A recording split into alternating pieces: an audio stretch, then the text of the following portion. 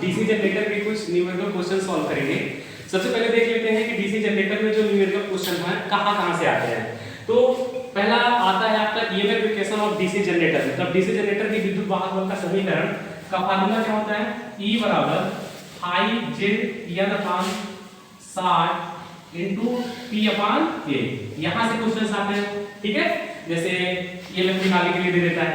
अब यहाँ पे समझ लेते हैं I क्या होता है आपका चुंबकीय फ्लक्स, जिसकी इकाई क्या होती है वेबर, है ना। फिर Z क्या होता है चालकों की संख्या, N क्या होता है स्पीड आरपीएम में, और इसके बाद P क्या होता है पोलों की संख्या, और A क्या होता है समांतर पथ की संख्या। समांतर पथ क्या होता है, तो जैसे दो बाइंडिंग होती है, एक लैप बाइंडिंग होती है आपकी और एक कौन सी होती है वेव बाइंडिंग, है ना। लैप में क्या होता है A बराबर P और वेव में क्या होता है A बराबर 2। मतलब इसमें समांतर पथ की संख्या बराबर पोलों की संख्या होती है और इसमें समांतर पथ की संख्या कितनी होती है 2, है ना। और इसमें जैसे इसका प्रयोग अपन उच्च करंट और निम्न वोल्टेज के लिए करते हैं और इसका उच्च वोल्टेज और निम्न करंट के लिए करते हैं, ठीक है ना। क्योंकि यहाँ इनका जब अपन न्यूमेरिकल सॉल्व करेंगे तो क्वेश्चन यहाँ पे काम आएगा, ठीक है। जैसे मान लीजिए दे दिया लैप बाउंड, तो लैप बाउंड दे दिया तो उसमें जितना पोलों की संख्या होगी उतनी समांतर पथ की संख्या होगी। अगर दे दिया वेव बाउंड, तो वेव बाउंड में समांतर पथों की संख्या कितनी होगी 2, है ना। तो इसलिए ये चीजें आप काम में आती है, ठीक है। तो एक तो यहाँ से क्वेश्चन आते हैं, और कहाँ से आते हैं देख लेते हैं।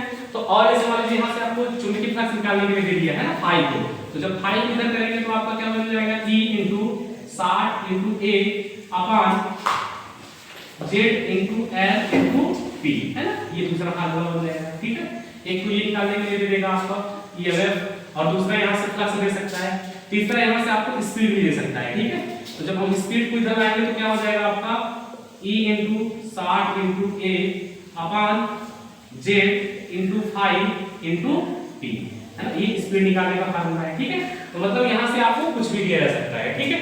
ज्यादा चांस बनता है कि ये आता है, ठीक है, और इसके बाद ये वाले भी आते हैं, ठीक है। तो ये सब हम आपको अगली क्लासेस में करा देंगे, एक एक न्यूमेरिकल इसके पूरे करा देंगे। आज की क्लासेस में पहला न्यूमेरिकल सीखेंगे आपको शंट जनरेटर से रिलेटेड, ठीक है। पहले क्वेश्चन समझ लेते हैं क्या दिया गया है। एक शंट जनरेटर 250 वोल्ट के टर्मिनल विभवांतर पर 195 एम्पीयर प्रदान करता है, ठीक है। देखिए जैसे जैसे क्वेश्चन बोल रहा है तो हमें सबसे पहले डायग्राम बना लेते हैं। शंट जनरेटर का डायग्राम बना दिए। शंट जनरेटर की डेफिनेशन क्या कहलाती है, वह जनरेटर जिसमें आर्मेचर के समांतर में फील्ड वाइंडिंग है ना की गई हो, वो कौन सा जनरेटर कहलाएगा आपका शंट जनरेटर। हमें प्रॉपर पूरा डायग्राम बना लिया, ठीक है। इसके बाद जैसे जैसे क्वेश्चन बोल रहा है हमें पूरी वैल्यू पुटअप कर लेना है, ठीक है। तो क्या बोल रहा है शंट जनरेटर 250 वोल्ट के टर्मिनल विभवांतर पर 195 एम्पीयर प्रदान कर रहा है। मतलब प्रदान करना मतलब कौन सी करंट हो जाएगी लोड करंट। तो हमने लिख लिया यहाँ पे IL लोड करंट बराबर 195 एम्पीयर। आगे क्या बोल रहा है आर्मेचर प्रतिरोध। आर्मेचर प्रतिरोध को किससे लिखते हैं RA से। तो आर्मेचर प्रतिरोध बराबर कितना दिया है 0.02 ये लिख दिए। फिर आगे क्या दिया है क्वेश्चन में शंट प्रतिरोध। तो शंट प्रतिरोध को किससे लिखेंगे RSS से। तो शंट प्रतिरोध कितना दिया गया है 50 ओम। आपने लिख लिया यहाँ पे 50 ओम, ठीक है।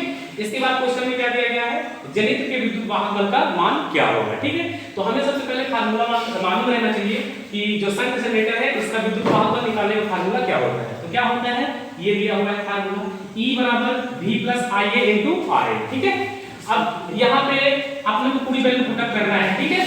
तो अगर हम यहाँ पे देखें E बराबर, तो जैसे V तो अपने को दिया है टर्मिनल वोल्टेज कितना दिया हुआ है 250 वोल्ट, लेकिन आर्मेचर करंट अपने को नहीं दिया गया है, ठीक है। अब आर्मेचर करंट यहाँ से अगर हम निकालेंगे तो ये जो आर्मेचर है इसको जब हम मैकेनिकल एनर्जी देंगे तो ये क्या उत्पन्न करेगा Eg, है ना। मतलब यहाँ से कौन सी करंट आएगी आ गया IA। तो IA यहाँ से दो भागों में बटेगी, ये ISH वाला भाग इधर जाएगा और लोड करंट इधर आएगी।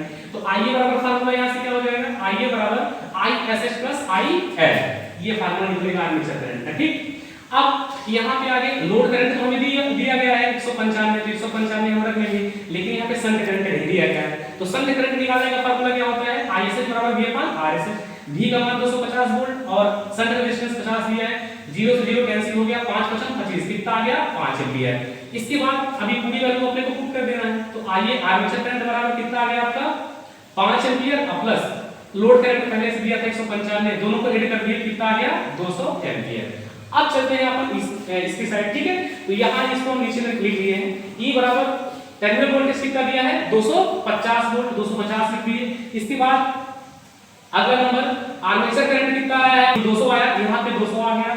इसके बाद RA आर्मेचर रेजिस्टेंस कितना है 0.02, ठीक है, ये दिया गया है। तो ये आर्मेचर रेजिस्टेंस यहाँ पे आ गया, ठीक है। अब इसको हमें क्या करना है, तो यहाँ पे आप ये गलती बिल्कुल मत करिएगा, इसको जोड़ के फिर मल्टीप्लाई करें, है ना, क्योंकि यहाँ पे आपका बॉड मास लग रहा है, क्या लग रहा है, बॉड मास, ठीक है, मतलब इसमें ब्रैकेट तो है नहीं, ऑफ है नहीं, डिवाइड है, सबसे पहले मल्टीप्लाई।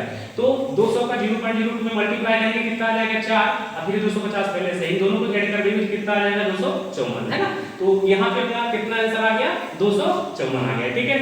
अब इसके साथ साथ अगली क्लास में हम आपको series generator and compound generator, ठीक है, और शॉर्ट शंट, लॉन्ग शंट, इनसे रिलेटेड न्यूमेरिकल कराएंगे। तो आप चैनल को सब्सक्राइब करिएगा, अपने दोस्तों को भी शेयर करिएगा। Thank you.